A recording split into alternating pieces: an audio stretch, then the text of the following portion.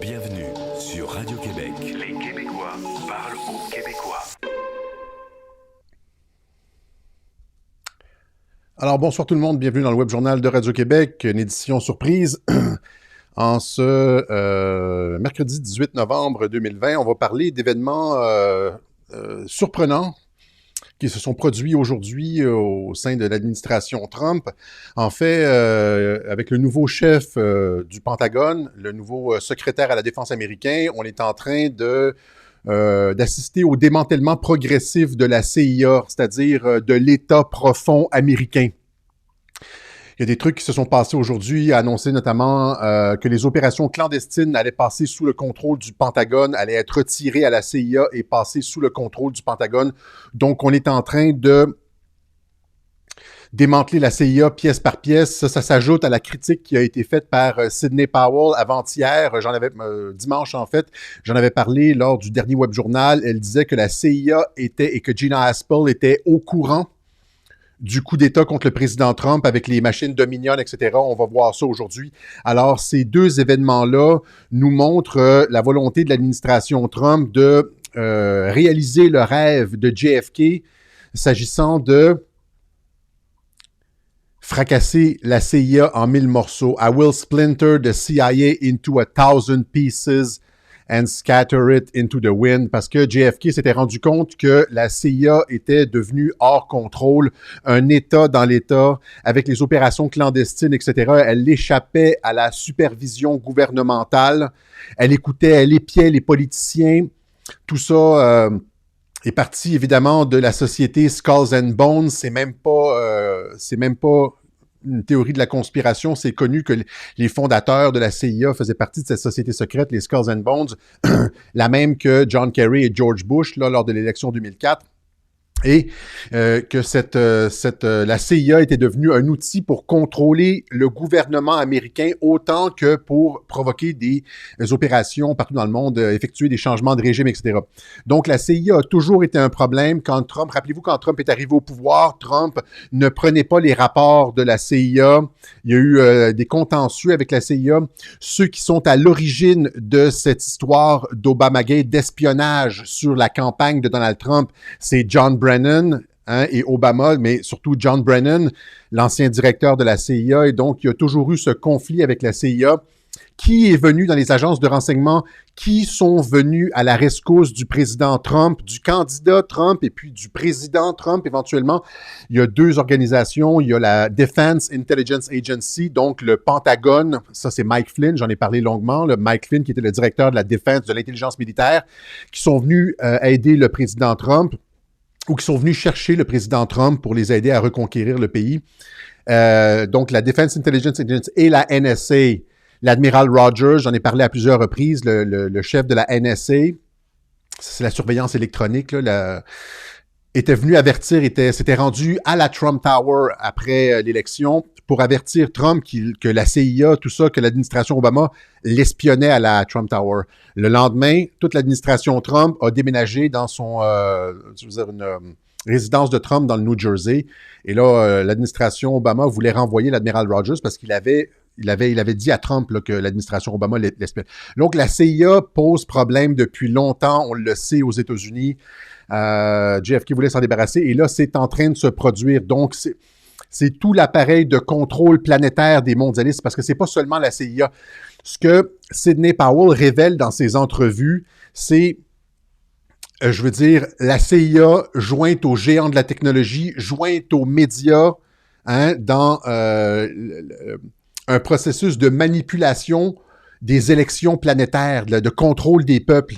Alors, c'est ça qu'on va voir un peu plus tôt, mais je vais vous montrer en premier le clip de Christopher Miller, qui est le nouveau directeur du Pentagone, le nouveau secrétaire à la défense américain, qui dit justement, qui annonce que les opérations spéciales, les opérations clandestines vont être retirées à la CIA et vont être placées sous son commandement direct, le commandement du secrétaire à la défense au Pentagone. I'm here today to announce that I have directed the Special Operations civilian leadership to report directly to me instead of through the current bureaucratic channels. This historic step finalizes what Congress has authorized and directed and will put Special Operations Command on par with the military services for the first time. Voilà. Alors, il annonce, c'est ça, que la CIA passe sous le contrôle du Pentagone. Qui est Christopher Miller, le nouveau secrétaire à la Défense? Eh bien, c'est un spécialiste, et c'est particulier, ses compétences sont particulières. C'est un spécialiste des conflits de faible intensité, de lutte contre le terrorisme, de conflits irréguliers, irregular warfare, etc., là, tu sais, asymmetric warfare, donc ce dont Mike Flynn avait parlé notamment, là, ce qui risque aussi de se produire aux États-Unis si, à partir du moment où est-ce que l'élection de Trump est confirmée, je veux dire, là, il va y avoir probablement des émeutes, et qui tu vas avoir au Pentagone? Quelqu'un qui a été le chef du CTC, hein?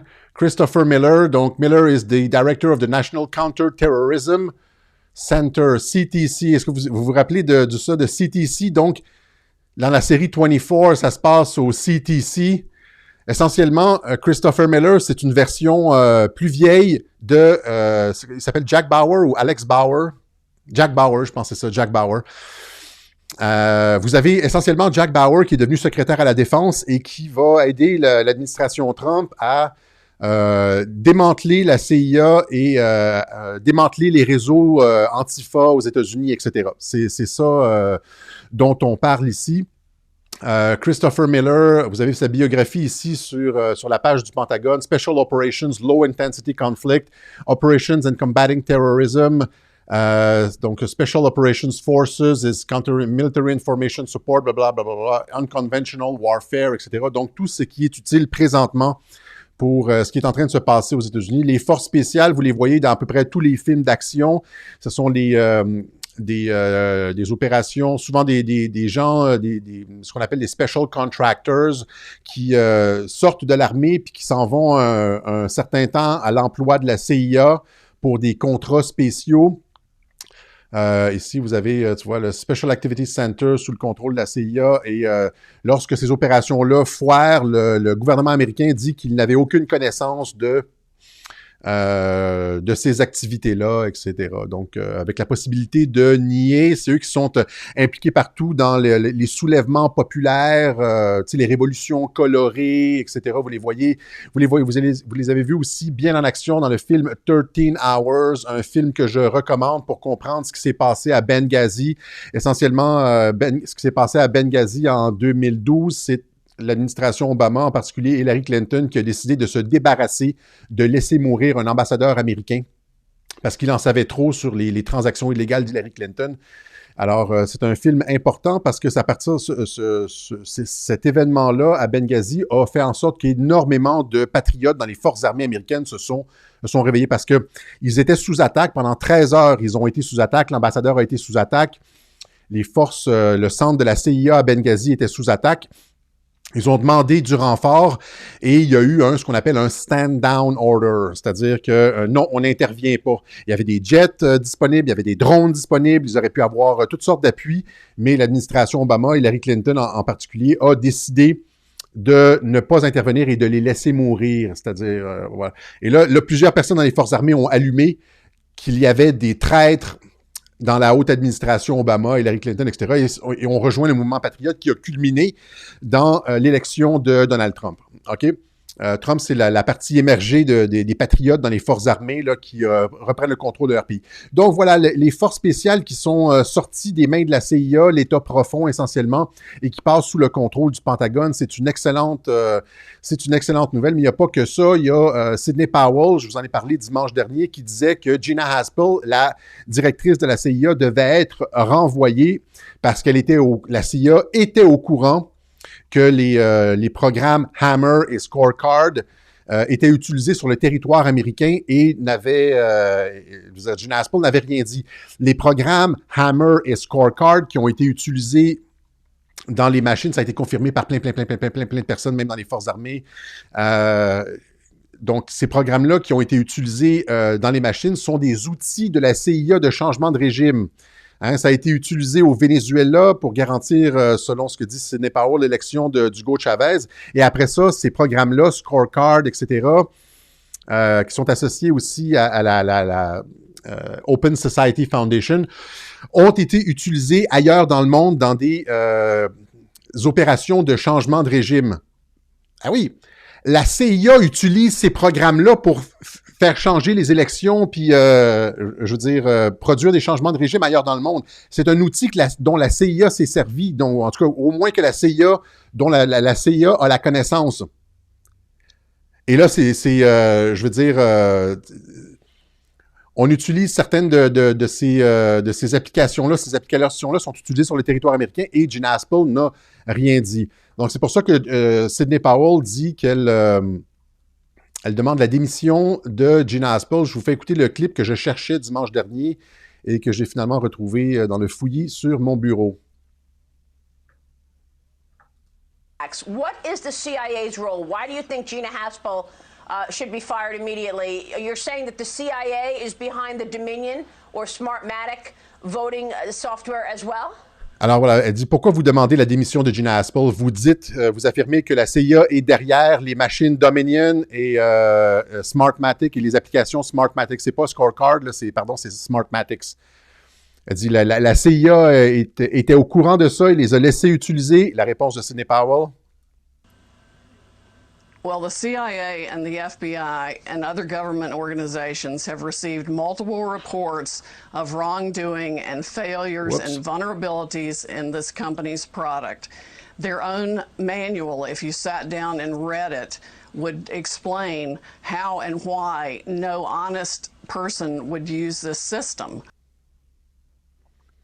Alors, n'importe quel... C'est ça, elle dit que ce sont des outils de changement de régime et n'importe quelle personne honnête n'utiliserait pas ces systèmes. Alors, ils sont dans l'eau chaude avec ça. Elle demande la démission de la chef de la CIA, Gina Haspel. Et pas juste ça, elle va plus loin. Elle est allée plus loin. Hier, elle a dit que ces outils-là ont été utilisés dans plein d'élections ailleurs dans le monde. Imaginez là, l'impact, les répercussions mondiales de ces révélations-là. Allez, écoutez ça. He won every single election, and then they exported it to Argentina and other countries in South America, and then they brought it here. And it's a foreign company, no matter how you look at it. So they've already violated the president's order against foreign interference in our elections. Our votes were actually eventually counted in Barcelona, Spain, or Frankfurt, Germany. Alors, elle confirme ce qui a été dit au sujet des serveurs en Allemagne et en Espagne, des firmes Cytel. Je vous en ai parlé là dimanche dernier, rapidement. Je l'en ai beaucoup parlé sur Twitter. Donc, c'est RAID auquel auraient participé des forces américaines, probablement conjointement avec la force du pays, là, pour aller saisir des serveurs. Elle le réplique ici. Donc, finalement, des comptes liés à... des comptes comptés à... Les votes américains étaient comptés à Barcelone en Espagne et à Francfort en Allemagne. Elle reconfirme cette histoire de serveurs qui a été saisi sur des serveurs à l'étranger. Et ça, c'est de l'interférence, c'est de le mot me manque, en tout cas, c'est de l'implication de pays étrangers dans les élections américaines. C'est absolument stupéfiant, elle dit. Foreign servers, it's absolutely stunning, and what's really stunning is the effort that is being mounted against getting the truth out on this. But you have to realize. Alors, elle dit aussi qu'elle est surprise. En fait, vous avez la traduction en dessous, c'est que tout le monde tait la nouvelle. Radio-Canada, la presse, tous ces salopards dans les médias ne vous en parlent pas, font comme si ça n'existait pas.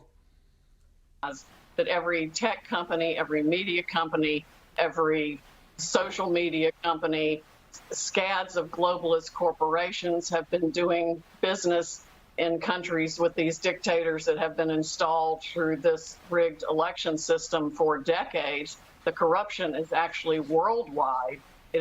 La corruption est mondiale et ça implique les médias, les géants de la technologie, etc. Tous ces gens-là travaillent ensemble. C'est le marais, là, on voit le marais mondial avec les agences de renseignement, la CIA, les géants de la technologie, le cartel bancaire, les médias qui sont là pour gérer manufacturer du consentement dans les populations, puis quand ils ne sont pas capables de manufacturer du consentement dans les populations avec les médias, le contrôle des médias, etc., les médias sociaux, ils vont aller, après ça, aller changer les votes lors des élections, dans les élections. Upset a countless number of elections across this country and around the world. Alors, il dit qu'il y a des implications dans... En fait, vous le voyez encore, je m'excuse, là, d'innombrables élections aux États-Unis et ailleurs dans le monde. But we need to do that to get rid of the corruption. It does make a lot of sense now how Joe Biden campaigned, i.e. not campaigning. Their team seemed to know something. If this is true about Dominion... Voilà, donc... c'est ça, ingérence, c'est le mot. Merci, Bribri. Ingérence, c'était le mot que je cherchais. C'est de l'ingérence dans les élections américaines de la part de pays étrangers. Donc, elle dit que la CIA connaissait ces systèmes de fraude électorale. Elle les utilisait elle-même dans les politiques de changement de régime. La CIA était au courant que ces systèmes allaient être utilisés lors de l'élection présidentielle américaine et n'a rien dit. Et encore une fois, pourquoi Gina Haspel n'a rien dit? Évidemment, si tu veux qu'ils commettent le crime, je répète encore une fois, moi j'ai 100% confiance en Gina Haspel, comme j'ai déjà répété que j'avais 100% confiance en Mike Pence. C'était important d'avoir exactement cette femme-là, Gina Haspel, au poste de chef de la CIA au moment des élections. Justement pour ne rien dire. Pour que, ben oui, si Gina Haspel, la mission de Gina Haspel, c'était de commencer le processus de démantèlement de la CIA. Donner les justifications pour le démantèlement de la CIA. S'il y avait eu quelqu'un, si Gina Haspel était allé dire au président Trump, là, était allé se plaindre, ils utilisent les programmes, les machines Dominion et Smartmatic et tout ça, ils vont frauder l'élection. S'il était allé stouler, comme on dit, là, hein, ben, les démocrates ne l'auraient pas fait. Même chose avec, comment il s'appelle encore une fois, là? Krebs. Je me rappelle jamais de son prénom, je le vois passer entre les web journaux, je dis oui, c'est ça, puis après ça, je l'oublie. S'il y avait eu quelqu'un de très solide, quelqu'un du camp Trump à la tête de la cybersécurité, ben, les démocrates n'auraient pas fraudé. Si Gina Haspel était allé dire au président Trump, ils vont utiliser les machines Dominion, etc., ben, les démocrates n'auraient pas fraudé, puis ils n'auraient pas pu régler la corruption mondiale, ils n'auraient pas pu démanteler la CIA, ils n'auraient pas pu... Il fallait absolument que Gina Haspel, se taise et que les démocrates croient avoir un homme à eux à la tête de l'agence de cybersécurité pour pouvoir frauder. Et comme je vous l'avais dit dimanche dernier, Krebs s'est fait renvoyer. Hein, Trump a mis le projecteur sur lui. Les médias en ont parlé parce qu'il y avait une chicane avec Chad Wolf du Department of Homeland Security. Ils vont seulement en parler s'il y a une chicane. Je vous ai expliqué tout ça. C'était au début du Web Journal dimanche dernier. Là, ils ont mordu à l'hameçon. Hein, Et puis là, aujourd'hui, il a été renvoyé. Fait que là, ils ne peuvent pas cacher la nouvelle de ça. Il a été renvoyé parce que la fraude électorale est avérée, majeure, et présente partout. Voilà. Donc, c'est ça. Je dis merci à Gina Haspel parce qu'elle a complété sa mission. Sa mission, c'était de faire en sorte que, je veux dire, de se taire pour discréditer la CIA et faire en sorte que les démocrates, l'État profond, tout ça, se sentent en sécurité, puissent commencer la fraude, se faire attraper afin de sécuriser les élections pour les années à venir. Et vous voyez un peu tout le processus. Elle a opéré ainsi un peu à la Robert Mueller. Je vous invite à aller voir sur la chaîne Odyssée. J'ai une vidéo de l'année dernière qui dit « Merci Robert Mueller », qui expliquait comment Robert Mueller avait témoigné devant le Congrès. Tout le monde me disait, puis aussi plein d'analystes disaient qu'il allait comme exploser au visage de Trump lors de son témoignage au Congrès, etc. Là. Ça, c'est en plus du rapport que j'avais dit qu'il n'allait rien se passer. J'ai dit non. Robert Mueller s'en va pas au Congrès pour blaster Trump. Au contraire, il va faire le jeu de Trump. Au contraire, il va faire le jeu de Trump. Et il est allé au Congrès, puis qu'est-ce qui s'est passé lors de son témoignage au Congrès? Il avait l'air d'un homme qui avait tout oublié, qui n'était pas capable de s'exprimer, qui savait pas, qui connaissait pas son rapport, etc. Donc, qu'est-ce que j'ai dit dans cette vidéo-là, ici? Merci Robert Mueller. Robert Mueller est allé là pour discréditer the Office of the Special Counsel, hein, the OSC. Il est allé là pour discréditer son rapport, finalement, et comme je l'ai dit dans l'émission, ouvrir la porte à Trump pour l'origine de cette enquête de collusion avec la Russie. Okay? C'est ce qu'il a fait le soir même en appelant le président Zelensky en Ukraine pour savoir qu'est-ce qui s'était passé avec les serveurs du Parti démocrate, qui a amené à l'impeachment. Donc, je vous ai tout expliqué ça. Okay? Ça, c'est l'année dernière. Retournez, vous allez voir, vous allez tout comprendre ça. Donc, merci. J'avais dit merci à Robert Mueller parce qu'il avait fait un cadeau au président. Alors là, c'est merci Gina Haspel. Elle a joué son rôle. Elle a fait son rôle, c'était de mettre un terme, de commencer le processus pour mettre la clé dans la porte de la CIA. La CIA qui est discréditée. Et on lui enlève aujourd'hui Miller, le nouveau chef du Pentagone, qui enlève de la CIA les opérations spéciales. Là, et donc, tous les films américains vont devoir être réécrits. Essentiellement. Voilà. Alors, donc, c'est ça. Il y a ces programmes-là qui sont utilisés pour les changements de régime, mais pas que. C'est un ensemble, hein, c'est le Marais. Il y a un article très intéressant que je vous invite à aller consulter, ceux qui lisent l'anglais. Google's true origin partly lies in CIA and NSA search grants for mass surveillance. Hein. Donc, les origines de Google se trouvent en partie ou sont en partie liées aux fonds de recherche octroyés par la CIA et la NSA pour la surveillance de masse. C'est un article très intéressant qui explique justement comment Google a été fondé, créé, comment Silicon Valley, les géants de la technologie ont été dès le départ là, dans l'œil de la CIA et de la NSA, des agences de renseignement pour, tu sais, c'est le panopticon, là, c'est l'œil qui contrôle tout le monde, c'est l'œil de Sauron qui voit tout, qui contrôle tout, qui sait qu'est-ce que vous faites dans vos maisons, quels sont vos intérêts, ce que vous mangez, les photos de chats, vos amis, tout ça. Alors, même chose avec Facebook. Facebook, pour ceux qui arrivent sur la chaîne, j'en ai parlé à plusieurs reprises. Facebook est l'extension civile d'un programme militaire qui s'appelait LifeLog. Le Pentagone avait un programme qui s'appelait LifeLog, dont la fonction était d'avoir un dossier avec toutes les informations pour chaque personne sur la planète. Okay? Donc, Department of Defense Research LifeLog aimed to gather a single place just about everything an individual says. Donc, toutes vos conversations téléphoniques, sees or does, de cell phone call, mails, TV shows watched, magazine read, plane ticket bought, email, etc. Tu sais, ça, c'est comme dans les films, quand ils arrivent, là, puis ils présentent au gars, ils l'ont arrêté, puis lui présentent son dossier, là. Il y a 10 ans, tu as emprunté tel livre à la bibliothèque, ta blonde, ils savent tout sur toi. Ben ça, c'était LifeLog, c'était piloté par le Pentagone. Et le 2 février 2004, le Pentagone met un terme à LifeLog. Et le 2 février 2004, Mark Zuckerberg enregistre Facebook.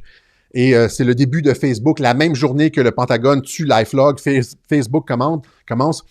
La raison pour laquelle il y a eu ce transfert-là de militaire à civil, c'est parce que lorsque c'est le Pentagone qui espionne, eh bien, c'est de l'espionnage et c'est illégal.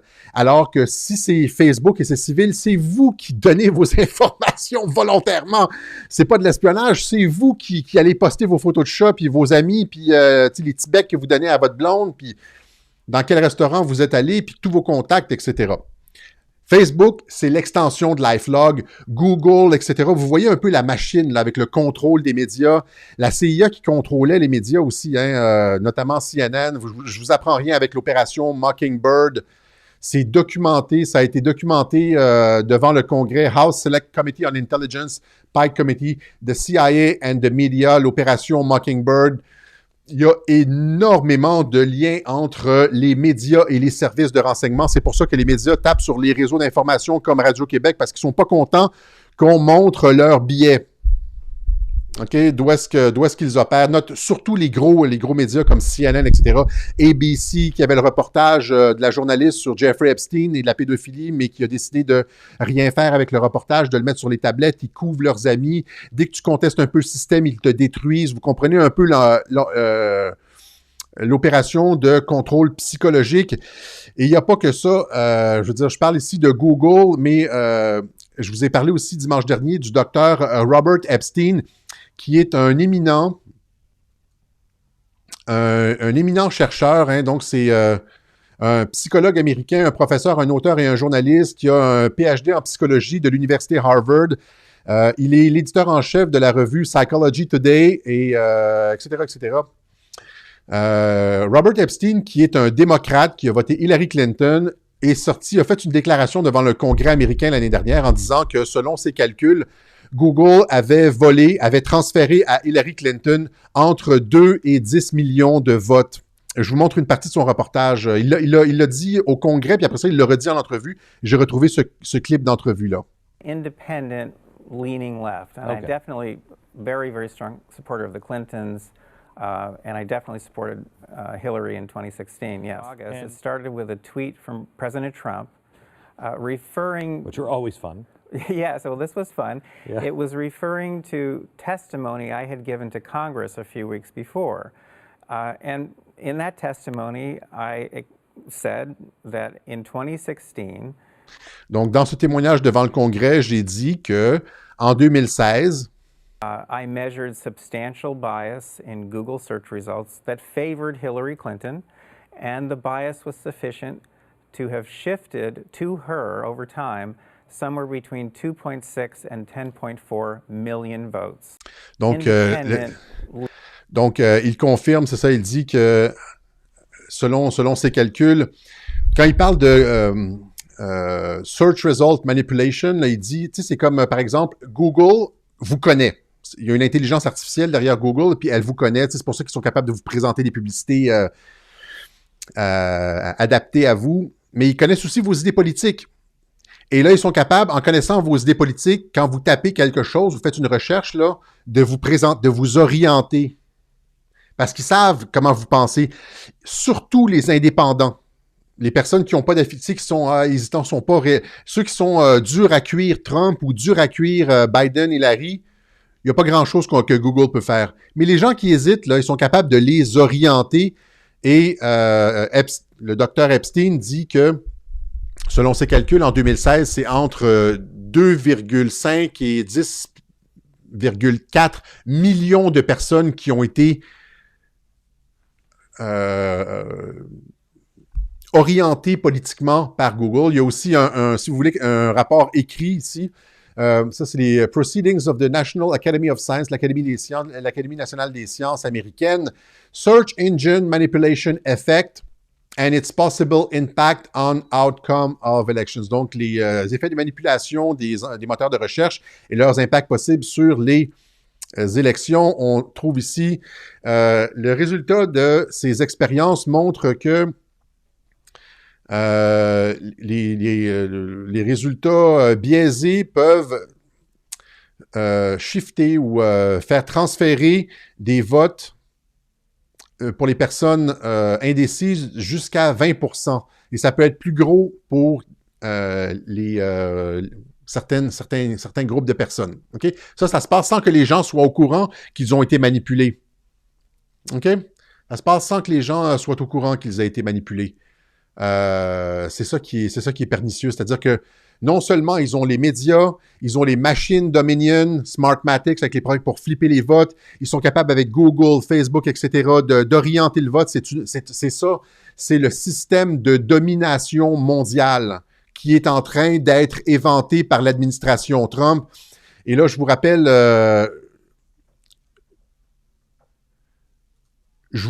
la vidéo de l'inauguration de Trump, parce que Trump est tout en train de démanteler ça, là. La vidéo d'inauguration de Trump où est-ce qu'il disait « Nous allons redonner le pouvoir au peuple ». Today's ceremony, however, has very special meaning. Because today, we are not merely transferring power from one administration to another, or from one party to another, but we are transferring power from Washington, D.C., and giving it back to you, the people. Je l'ai montré, c'est pas juste d'un parti à un autre ou d'une administration à une autre.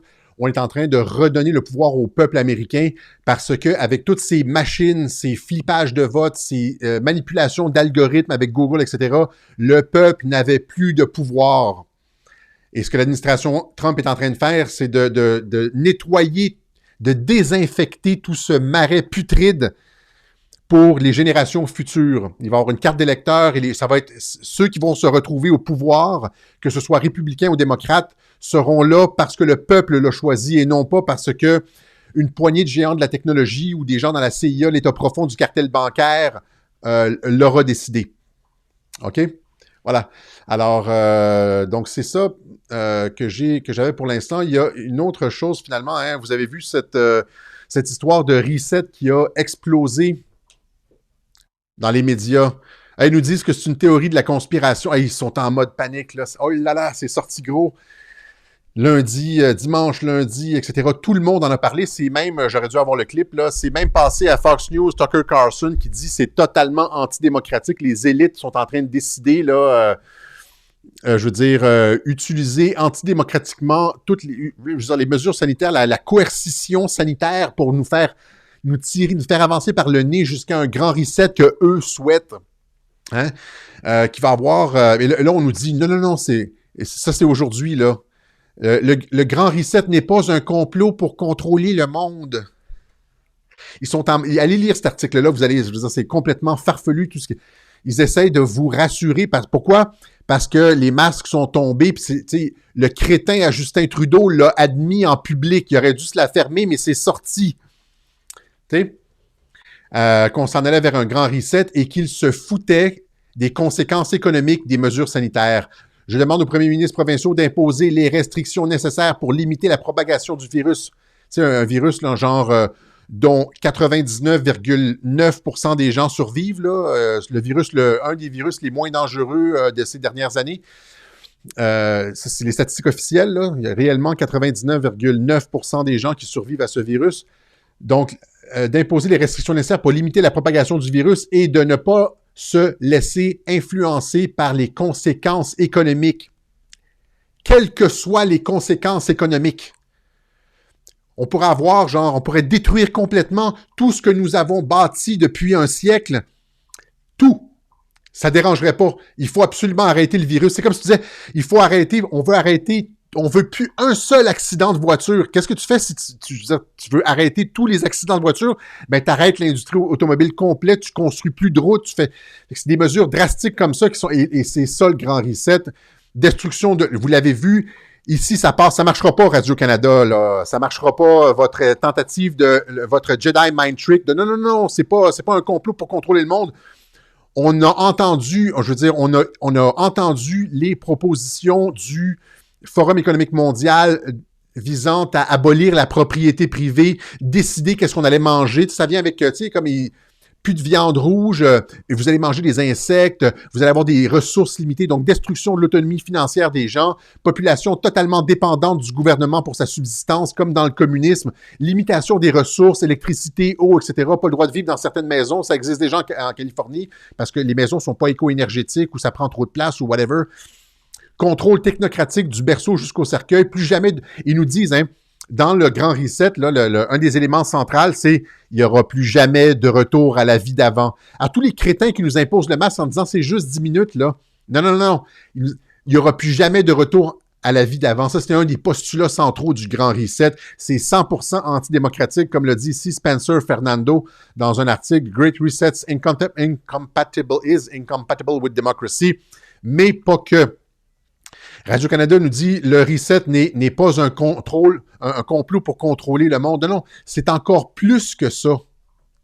C'est encore plus que ça. C'est une idéologie totalitaire qui vise à refondre complètement les rapports humains, l'économie, etc.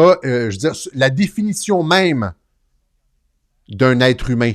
Klaus Schwab's Great Reset will lead to a fusion of our physical, digital and biological identity. Ça vient 100% avec l'identité numérique là, qu'on nous vend. Alicem en France, ici, le dossier de l'identité numérique poussé par Éric Kerr, c'est tout lié. Ils essaient de vous dire non, regardez pas, comprenez pas ce qui se passe. C'est ça les médias. Faites pas de lien. Puis ils veulent couper Internet. Là, ils veulent dire... on fait de la désinformation. Je vais faire écouter Karl Schwab lui-même qui explique ce qu'il entend par ça. Ça nous amène au transhumanisme. Il le dit lui-même, comme on dit en anglais, « from the horse's mouth ». It's at the end, what the fourth industrial revolution will lead to is a fusion of our physical, our digital, and our biological identities. When I wrote the book, I started to write it 4 years ago. It was published 3 years ago. It was sold, very interesting, over 1 million times in the world. And voilà, donc ça, c'était l'année dernière au Chicago Council. Fusion de nos identités digitales, biologiques, numériques, etc. Ça nous amène vers le transhumanisme, OK? Donc, c'est pas juste une petite affaire. Non, on veut améliorer le capitalisme. Ça, c'est le l'emballage chocolaté. On va régler les inégalités. Oui, on règle les inégalités comment? C'est ça, en limitant les ressources, je veux dire, en disant aux gens où est-ce qu'ils peuvent vivre, en disant vous n'allez pas manger de viande rouge, etc., en contrôlant complètement. Pour arriver à ça, là, il faut contrôler l'ensemble de la société et il n'y aura plus de liberté. C'est la fin de la liberté. Le grand reset, c'est antinomique avec liberté, l'idée même de liberté. C'est une planète, c'est comme, on va être, ils nous disent en plus qu'on va rester à la maison, qu'on va se faire livrer les choses. C'est le confinement à perpétuité. Arruda l'a dit, Fauci l'a dit, c'est les masques, même après le vaccin à perpétuité. C'est tout ça, c'est tout ça le grand, c'est le plan des mondialistes, là. OK? Alors, voilà, donc, c'est ce que j'avais pour vous aujourd'hui. Donc, ça fait peur côté grand reset, mais je veux dire, imaginez, là, qui aurait pu imaginer que dans une deuxième administration Trump, aussi rapidement, là, ils sont déjà en mode deuxième administration, hein, Joe Biden n'existe plus. Et le truc, c'est que si Joe Biden s'accroche, malgré les preuves de fraude là, de ces machines-là, dont on sait qu'elles sont utilisées dans les révolutions colorées, qu'elles n'auraient jamais dû être utilisées sur le territoire américain, s'il continue à dire « je suis le président, il devient complice du crime. C'est comme quand quelqu'un commet un vol de banque et là vient se réfugier chez vous puis tu dis rien à la police, là, t'es complice de crime. Et là, ce qui se passe, c'est que si Biden continue à faire semblant d'être le président des États-Unis, il va lui-même être complice du crime. Et c'est la même chose pour des puissances étrangères. Si Justin Trudeau, tout ça, ils vont être complices du crime. OK? Voilà. Alors, voilà, c'est ça. Donc, tout ça est en train de se produire. La CIA est en train d'être démantelée. Ça va être, une partie s'en va au Pentagone, l'autre partie, comme on a déjà entendu sur une autre plateforme, notre informateur préféré, une autre partie va être récupérée par la NSA. La CIA c'est un marais putride irréformable et elle va être brisée en 1000 morceaux. Voilà. Alors, c'est la bonne nouvelle, c'est la fin, je l'ai déjà dit ailleurs, c'est la fin de l'impérialisme américain, de ses politiques de changement de régime, etc. Trump qui a commencé aucune nouvelle guerre.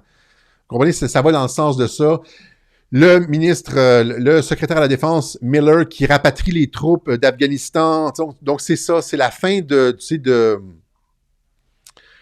du nouvel ordre mondial et de l'utilisation de la puissance et financière américaine.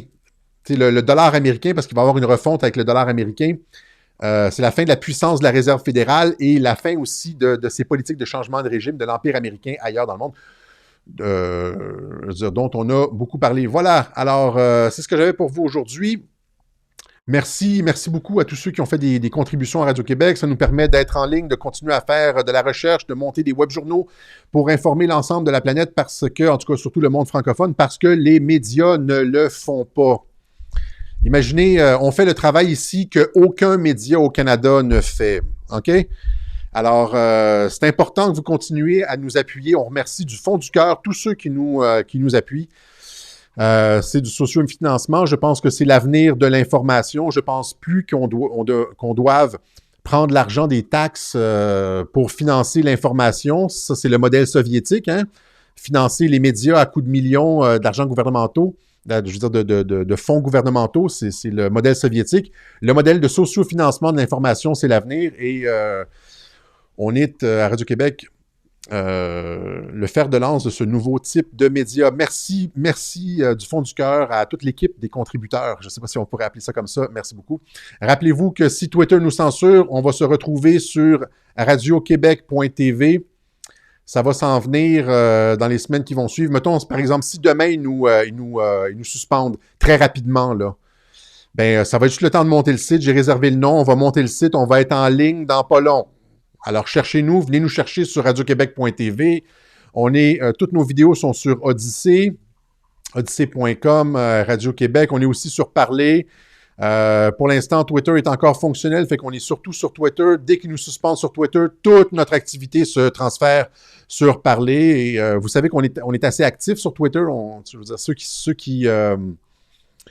qui nous suivent, là, on est là souvent dans la journée à analyser, décortiquer. Si vous voulez des sources aussi, souvent les sources de nos vidéos, etc., se retrouvent dans notre fil d'actualité Twitter.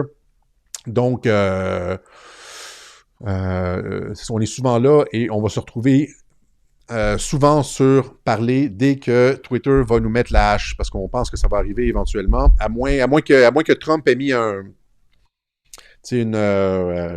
signet sur Twitter, les avertissants. Parce il y a 2-3 semaines, il y a encore une fois Chad Wolf, là, celui qui refusait de renvoyer Krebs. Chad Wolf avait averti Jack Dorsey de Twitter. Il lui avait dit que la censure sur Twitter était une question de sécurité nationale. Twitter était devenu une question était passé sous le coup de la sécurité nationale. Fait que ça se peut que ça dure, on ne le sait pas, là. OK? Mais si ça fonctionne pas, Parler, Odyssée et radioquebec.tv. On est aussi sur VK. On voit beaucoup de commentaires sur VK. On salue la gang sur VK. On ne commente pas beaucoup sur VK, mais on est souvent là. Je vais faire un tour des fois, je regarde un peu ce qui se passe. Voilà. Question, commentaire. Ben oui, il y a de l'espoir. Alexis, tu nous donnes l'espoir. La deuxième administration Trump est déjà en train de tout réformer. Ramener les troupes, démanteler la CIA, démanteler l'État profond. Je n'ai pas parlé d'Edward Snowden qui travaillait pour la CIA. Hein, la job d'Edward Snowden. Snowden est un agent de la CIA qui a infiltré la NSA pour faire perdre de la crédibilité à la NSA. C'est quand ils ont sorti les programmes puis tout ça. C'est une opération de la CIA pour décrédibiliser la NSA, parce que la NSA, c'était la seule agence qui pouvait surveiller ce que faisait la CIA. La CIA n'était pas contente de se faire surveiller. Elle voulait se débarrasser de la surveillance de la NSA. Et la job de Snowden, c'était de faire perdre la crédibilité à la NSA pour que, lors d'une éventuelle présidence Clinton, Hillary Clinton, elle ferme la NSA. Mais là, c'est pas ça qui s'est passé. C'est pas Clinton qui est élu et la NSA qui est fermée. C'est Trump qui est élu, la CIA qui est fermée, l'État profond. Voilà. Alors, c'est ça. C'est une guerre d'espionnage, une guerre d'agences de renseignement. C'est les patriotes qui ont gagné. L'État profond l'a pris très profond. Voilà. Alors, quoi d'autre? Quelques commentaires peut-être, pas trop longs. En plus de ça, c'est ça, Snowden qui a été encensé par Hollywood. Je pense qu'il va obtenir un pardon de l'administration Trump parce qu'il a collaboré avec les services de renseignement américains sous Trump. Il y a plusieurs indications de ça. Je pense qu'il va avoir un pardon, mais initialement, c'était ça la mission. Autre chose? C'est-tu quelque chose au sujet d'Assange? Ben, Assange est bien au chaud. On me demande toujours ça, je réponds toujours. Là, la job de Assange, c'est de venir aux États-Unis dans un procès pour témoigner, je veux dire, contre les Clinton notamment, contre le Parti démocrate, l'État profond, la CIA, John Brennan, pour montrer que ce ne sont pas les Russes qui lui ont donné l'information, mais que c'est une personne privée qui lui a remis l'information sur les courriels de John Podesta qu'il a révélé durant la campagne. Donc, il est bien au chaud. Non, je pense qu'évidemment je pense qu'il n'y aura pas de reset. En tout cas, ça va être bizarre comme reset. Un reset sans les États-Unis, tu sais, c'est impossible. Un reset sans les États-Unis, sans la Chine et la Russie, là, imaginez ça un peu, là. Ça va être un reset de 5-6 pays. Voilà. Autre chose?